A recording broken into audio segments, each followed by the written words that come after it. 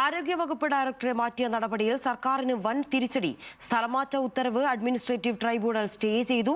Tribunal നടപടിക്കെതിരെ നിയമപരമായി മുന്നോട്ടു പോകാനാണ് ആരോഗ്യവകുപ്പിന്റെ നീക്കം.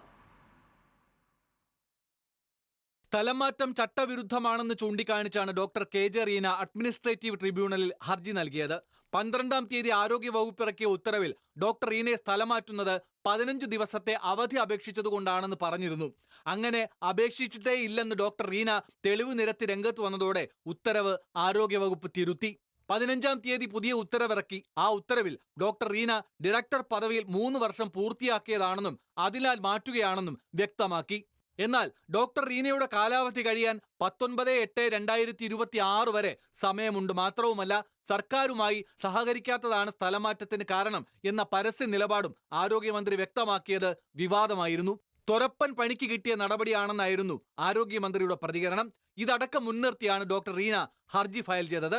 ഇതിനൊപ്പം തന്നെ ഡോക്ടർ റീനയെ സ്ഥലം മാറ്റിയത് തരം താഴ്ത്തലിന് തുല്യമായിട്ടാണെന്ന് ആരോപിച്ച് ഒരു വിഭാഗം ഡോക്ടർമാരിൽ നിന്ന് പ്രതിഷേധമുയർന്നു.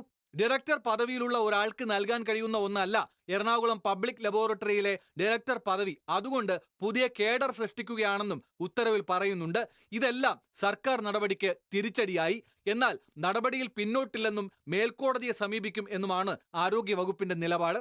ഏതായാലും ഒരു കാര്യം വ്യക്തമാണ്, സർക്കാരിനെ അനുസരിക്കാത്ത ഉദ്യോഗസ്ഥന്മാർ കെ മുരളീധരൻ ഈ കസാലിൽ ഇരിക്കുമ്പോൾ ആ സ്ഥാനത്ത് ഉണ്ടാവില്ല. തൊരപ്പം പണി നടത്തുന്ന ആരും ഈ കസാലിൽ ഇരുത്തില്ല. അതൊക്കെ ബാക്കിയുള്ള മേൽക്കോടതിയിൽ പറഞ്ഞോളാം. ന്യൂസ് മലയാളം, തിരുവനന്തപുരം.